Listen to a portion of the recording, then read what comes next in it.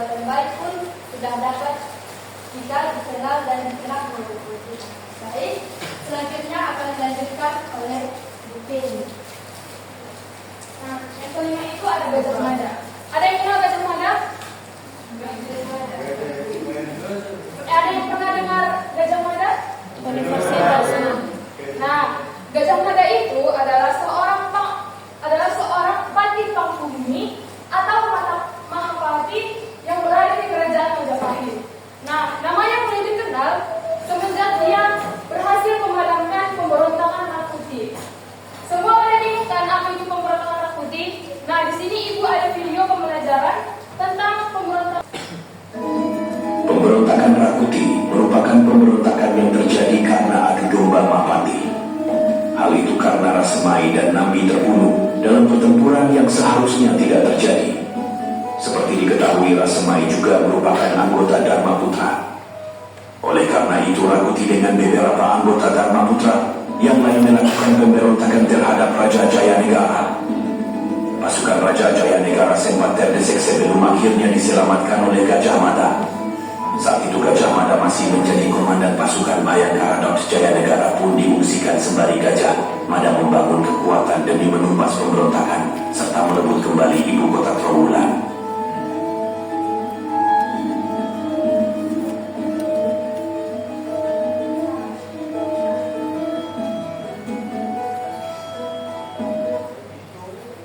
Nah, yang menyimak video tadi, ada yang tahu penyebab pemberontakan Rakuti itu karena apa? Adu domba antara? Ya, hal itu terjadi karena Rasemai dan Nambi itu terbunuh pada pemberontakan yang seharusnya tidak terjadi.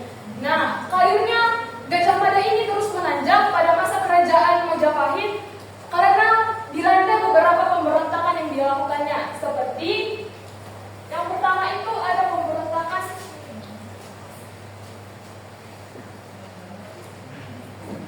Ranggalawe. Atas jasanya itu, Gajah Mada diangkat menjadi Mahapati Majapahit pada tahun 1334. Nah, daerah wilayah kekuasaannya Gajah Mada itu meliputi sebagian besar Pulau Sumatera, hampir seluruh bagian Jawa, Semenanjung Malaya, Kalimantan, hingga Indonesia bagian timur atau hingga Papua.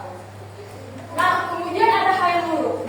Hayam Wuruk adalah seorang raja terbesar di kerajaan Majapahit. Dia bergelar Sri Raja Sanagara.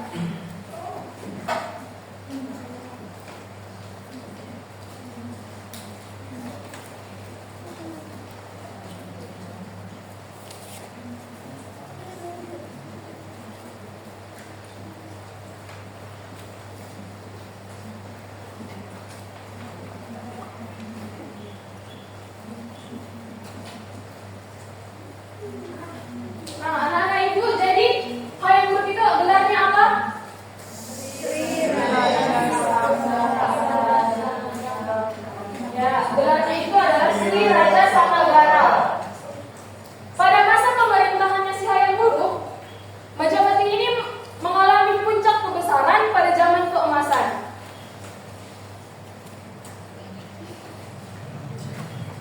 Karena Gajah Mada Majapahit berhasil mempersatukan seluruh wilayah Nusantara.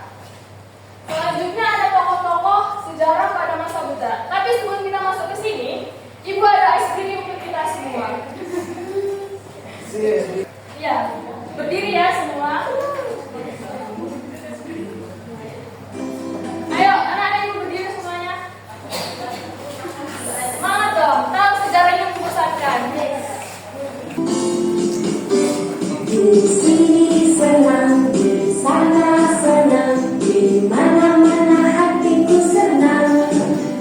Di sini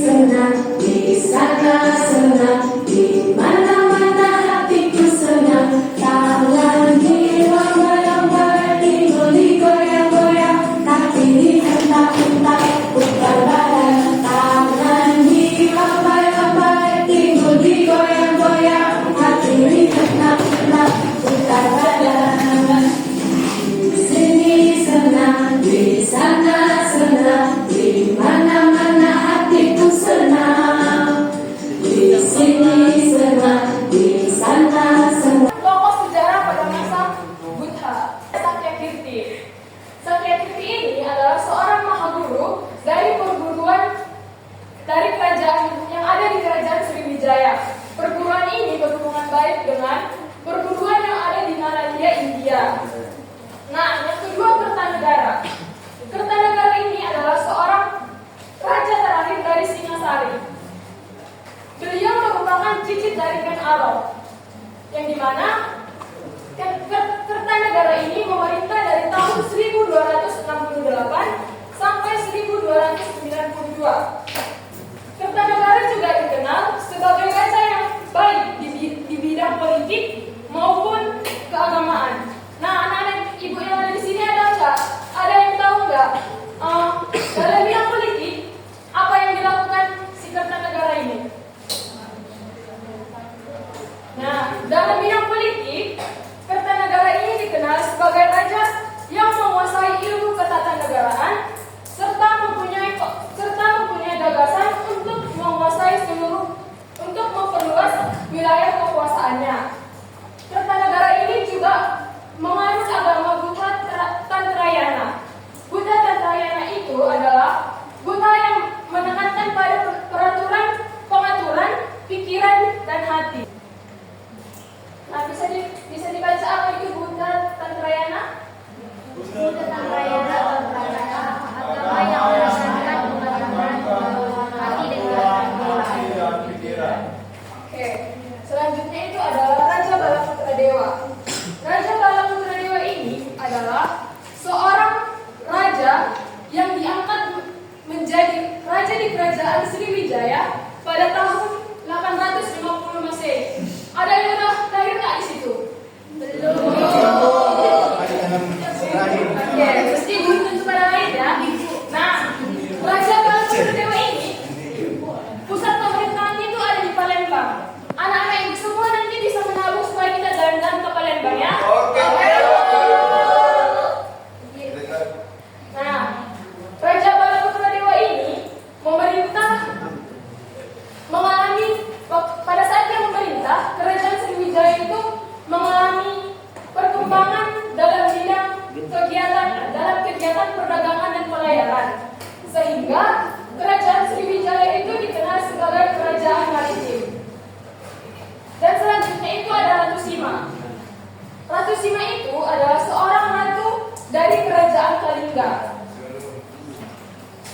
Letak kerajaan Kalingga itu yaitu di Jawa Tengah.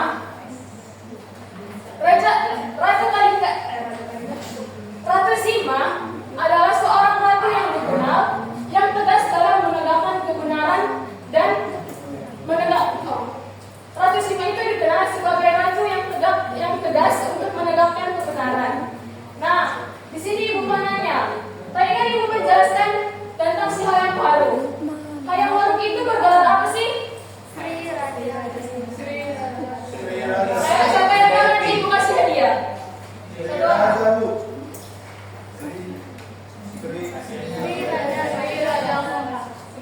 Ya, angkat tangannya. Ya. Sri Raja Sarangga. Oke, kita beri dulu tepuk tangan semuanya kita. Nanti ada yang pulang ya kita. Akhirnya Bu. Nah, sebelum masuk ke sini, ibu mau nanya ibu sama kalian untuk memastikan kalian mau menerima ibu atau enggak. Jadi tokoh yang ada di agama, tokoh sejarah yang pada masa Buddha itu apa aja sih? Yang pertama siapa? Sakya. Yang kedua?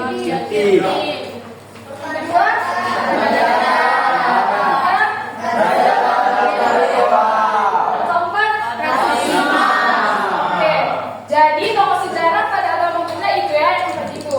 Nah, selanjutnya akan masuk kepada tokoh sejarah pada agama Islam yang akan dibawakan oleh Ibu Mia.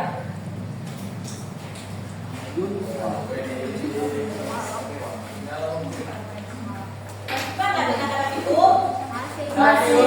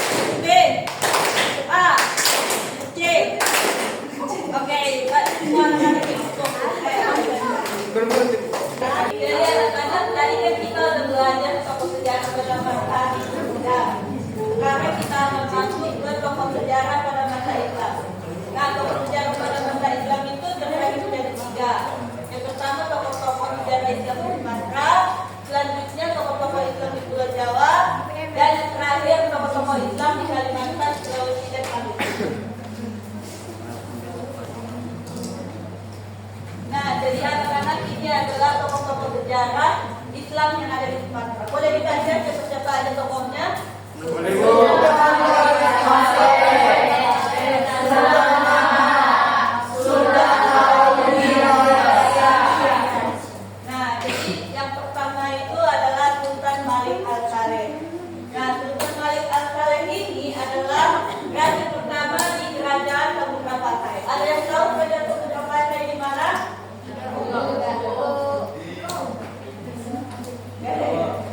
Jadi anak-anak kerajaan Samudra Pasai itu ada di Aceh. Nah, Sultan Malik Al-Saleh ini memiliki gelar, yaitu Merah Silu. Tapi gelarnya itu sebelum dia masuk agama Islam. Setelah dia masuk ke agama Islam, dia memiliki gelar Sultan Malik Al-Saleh.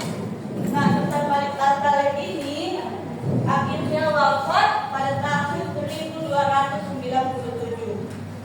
Yang kedua yaitu ada Sultan Ahmad. Nah, Sultan Ahmad ini adalah Sultan atau raja ketiga di kerajaan Samudra Pasai.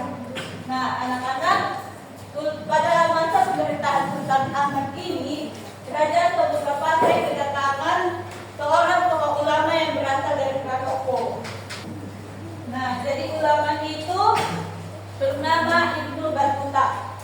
Nah, jadi Ibnu Battuta ini memiliki tugas dari kerajaan